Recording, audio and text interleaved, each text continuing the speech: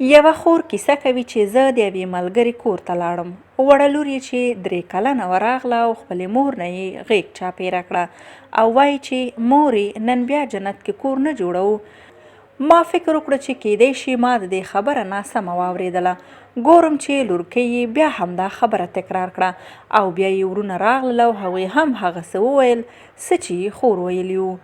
مور یې په سترګو کې وخندل او ماته یې وویل آیا ته غواړې چې وګورې چې زه او بچیان مې څنګه جنت کې قصرونه جوړوو؟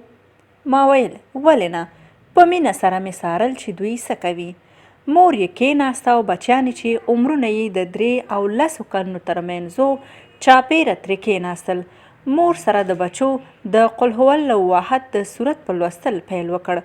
کله یې چې 10 ځله ولوستو نو ټولو په یو اواز په خوشحالۍ سره وویل الحمدلله جنت کې مو یو کور جوړ کړو. بیا یې مور وپوښتل اوس دې کور کې څه کېښودل غواړئ؟ ماشومانو ځواب ورکړ مورې خزانې کېښودل غواړو. نو د لا حول ولا قوة الا بالله په لوستلو یې پیل وکړو.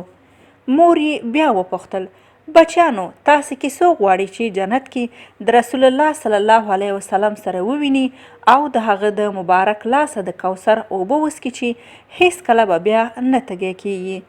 ټولو په درود ویلو شروع وکړه. ورپسې یې تکبیر وویل او ښایسته دعا یې وکړه او نور یې بیا بچیان په خپلو درسونو کې مصروف کړل. ما ورته وویل چې دا کار دې څنګه ترتیب کړی دی؟ هغې وویل ماشومان خوښوي چې مور سره خبرې او کیسې وکړي.